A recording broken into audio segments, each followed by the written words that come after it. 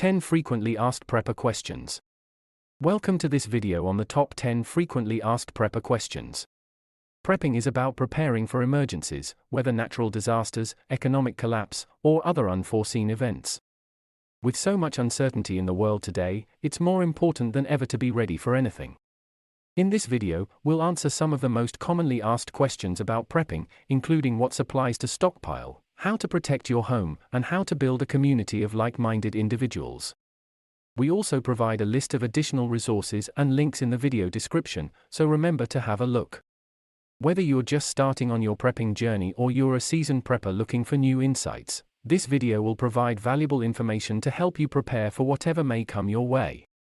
So, let's get started with the top 10 frequently asked prepper questions. Question 1.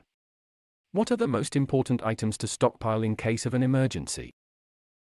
The most important items to stockpile in case of an emergency will depend on the specific situation you are preparing for, the size of your family or group, and how long you anticipate needing to rely on your stockpile. However, some items that are generally considered essential for emergency preparedness include water. You should have at least 1 gallon of water per person per day, for drinking and hygiene. Non-perishable food. Stock up on canned goods, dry foods, and other non-perishable items that will provide your family with enough calories and nutrition during an emergency. First aid supplies. A well-stocked first aid kit should include bandages, antiseptics, pain relievers, and other essentials for treating injuries. Lighting and communication tools. Flashlights, lanterns, batteries, and a battery-powered or hand-crank radio can help keep you informed and connected during a power outage or other emergency. Personal hygiene items. Toilet paper, soap, toothpaste, and other hygiene items will be essential to keep your family healthy and comfortable during an emergency. Warm clothing and bedding. If your home loses heat, warm clothing and blankets will help keep you and your family warm and prevent hypothermia. Tools and supplies for cooking and heating. A camp stove, propane, charcoal, and matches or lighters will allow you to cook and heat food if your stove or oven is not functional. Remember to rotate your stockpile regularly and check expiration dates on food, medication, and other items to ensure that they are still usable in an emergency. Question 2. How much food and water should I store per person? The amount of food and water that you should store per person for an emergency will depend on a variety of factors, including the length of the emergency, the number of people in your household, and individual needs.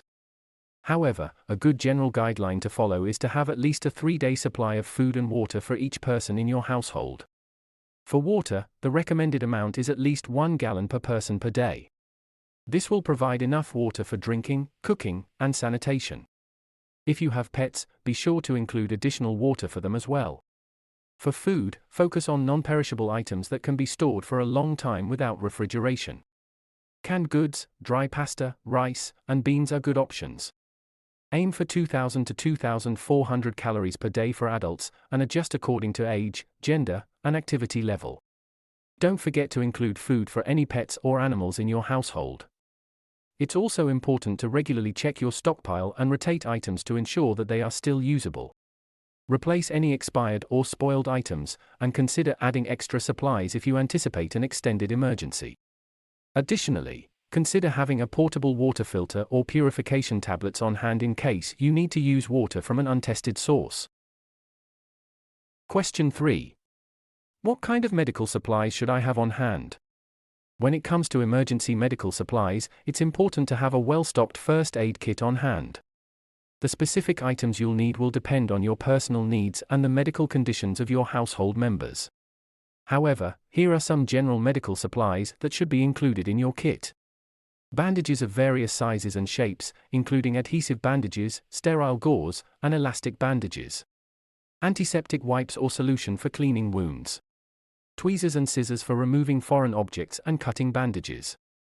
Over-the-counter pain relievers, such as ibuprofen or acetaminophen.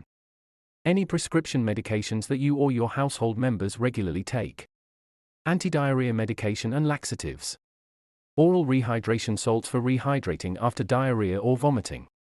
Thermometer for monitoring fever. Personal protective equipment such as masks, gloves, and face shields to protect against infectious diseases. Consider taking a basic first aid course to learn how to use the supplies in your kit and how to provide basic first aid in case of an emergency. Additionally, it's important to regularly check your first aid kit and replace any expired or used items.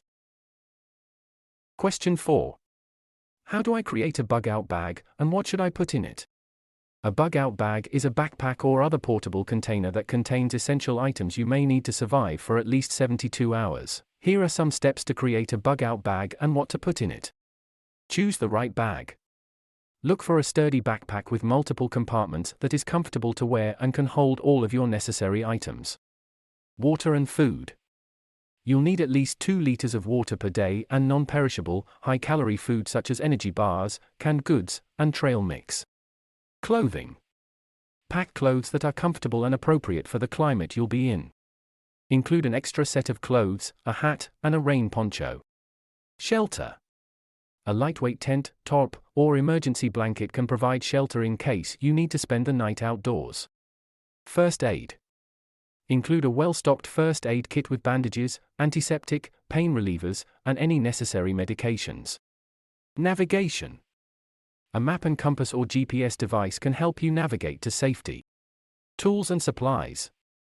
A multi-tool, flashlight, batteries, matches or a lighter, duct tape, and a whistle are all useful items to have on hand. Hygiene items.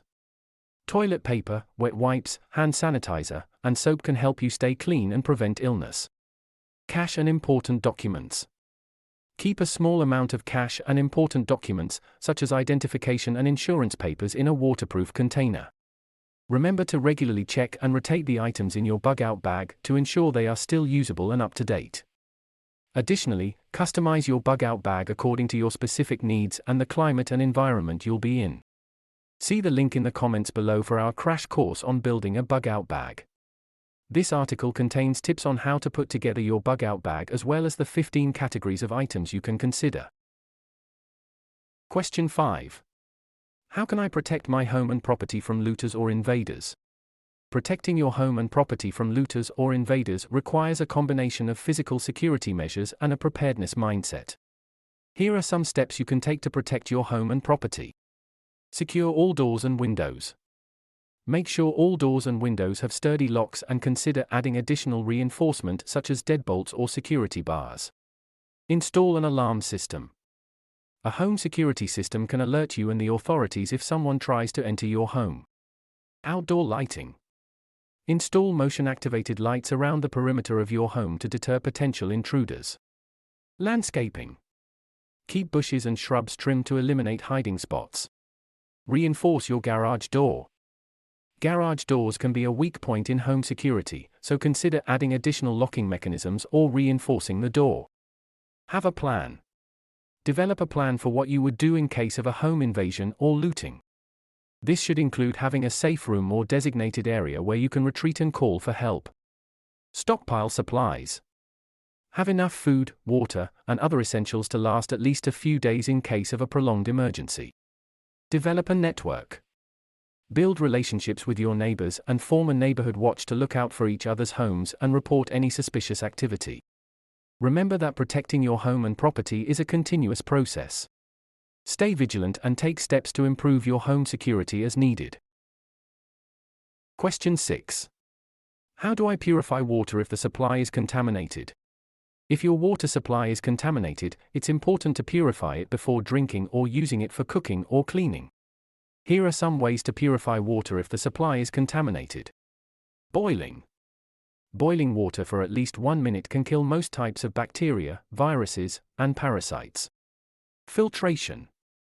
Water filters can remove many types of contaminants, including bacteria and parasites. Look for filters with a pore size of 0.2 microns or smaller. Chemical treatment. Chemicals such as iodine or chlorine can be added to water to kill bacteria and viruses. Follow the manufacturer's instructions for dosage and treatment time. Ultraviolet light. UV light can destroy bacteria, viruses, and parasites in water. UV water purification devices are available for home use. Distillation. Distilling water involves boiling it and then collecting the steam, which is then condensed back into water. This process can remove many types of contaminants.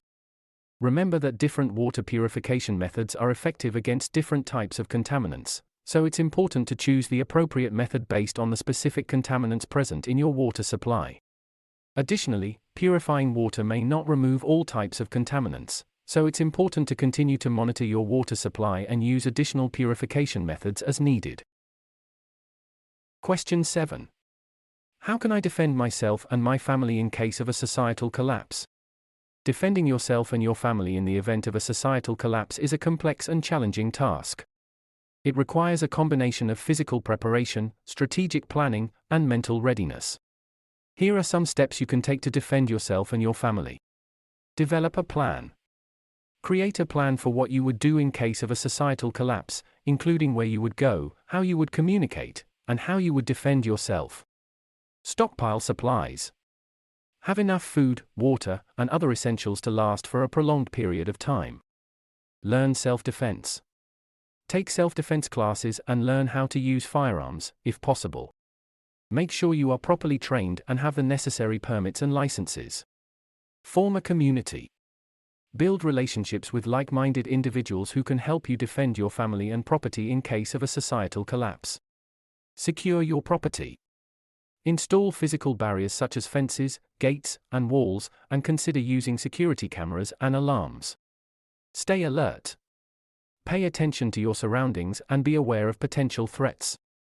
Trust your instincts and take action to protect yourself and your family if you sense danger. Develop a mindset of resilience. Prepare yourself mentally for the challenges of a societal collapse. Cultivate a mindset of resilience, adaptability, and resourcefulness. Remember that defending yourself and your family in the event of a societal collapse is a serious and potentially dangerous undertaking. Always prioritize your safety and the safety of your loved ones above all else. Question 8. How do I create a self-sufficient homestead or bug-out location? Creating a self-sufficient homestead or bug-out location requires careful planning and preparation. Here are some steps to help you create a self-sufficient homestead or bug-out location. Choose the right location. Look for a location with good soil, access to water, and a favorable climate. Consider factors such as proximity to resources, potential natural disasters, and security risks. Build or renovate a structure. Depending on your needs, you may need to build or renovate a structure such as a house, barn, or shelter. Choose materials that are durable and sustainable.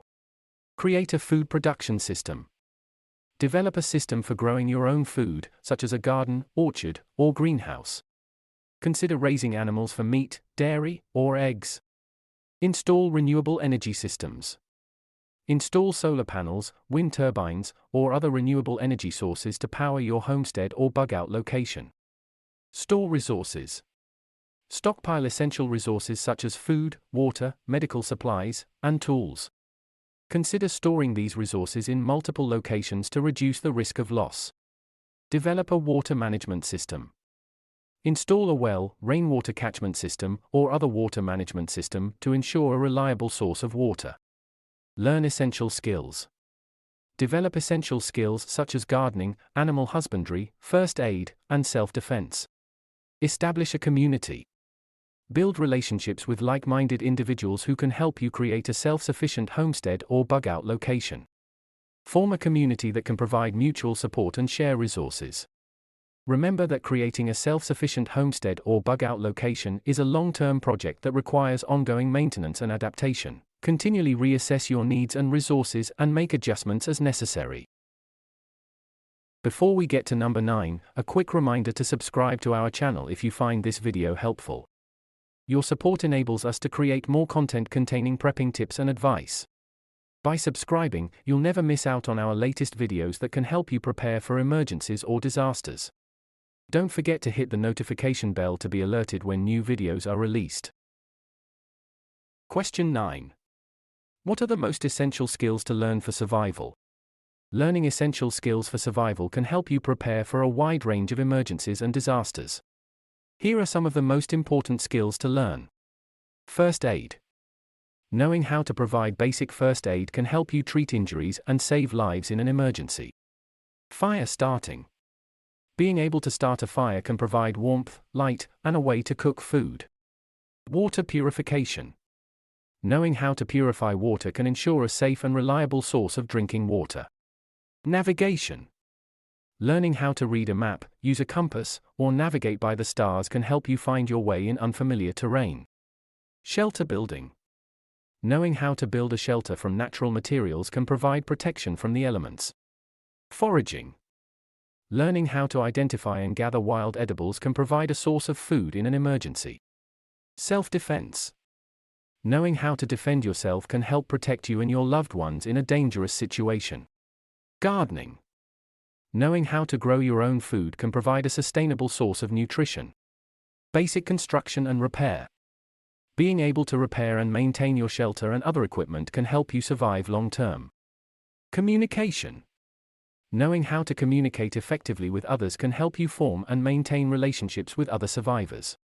Remember that learning these skills takes practice and dedication. Start by focusing on 1 or 2 skills at a time and gradually build your knowledge and experience over time. Question 10. How do I build a community of like-minded individuals to help each other in times of crisis? Building a community of like-minded individuals to help each other in times of crisis requires effort and dedication, but it can be a valuable asset in emergency situations. Here are some steps to help you build a community. Define your goals. Determine what type of community you want to build and what your goals are. Consider factors such as shared interests, location, and values. Reach out to others. Look for others who share your interests and values, whether through social media, community events, or other networking opportunities. Communicate effectively. Build relationships with others by communicating openly and honestly. Share your vision for the community and listen to others' ideas and concerns. Plan events and activities. Plan events and activities that bring the community together, such as potluck dinners, group outings, or workshops. Share resources. Build a culture of sharing by sharing resources and skills with others in the community. This can include everything from food and water to tools and equipment. Establish leadership. Establish a leadership structure that is transparent and democratic, and that allows everyone in the community to have a voice. Build resilience. Develop a culture of resilience by promoting self-sufficiency, sustainability, and preparedness. Encourage others in the community to learn essential skills and to prepare for emergencies. Remember that building a community takes time and effort, but it can be a valuable asset in emergency situations. Stay committed to your goals and be open to new ideas and perspectives. A strong, supportive community can provide not only practical resources but also emotional support during challenging times. This is the end of this video. We hope this video has answered some of your most pressing questions about prepping and provided valuable insights to help you prepare for emergencies. Remember, prepping is about being ready for anything and taking action to protect yourself and your loved ones. If you enjoyed this video, please consider giving it a thumbs up and sharing it with your friends and family. And don't forget to subscribe to our channel for more prepping tips and advice. Thanks for watching.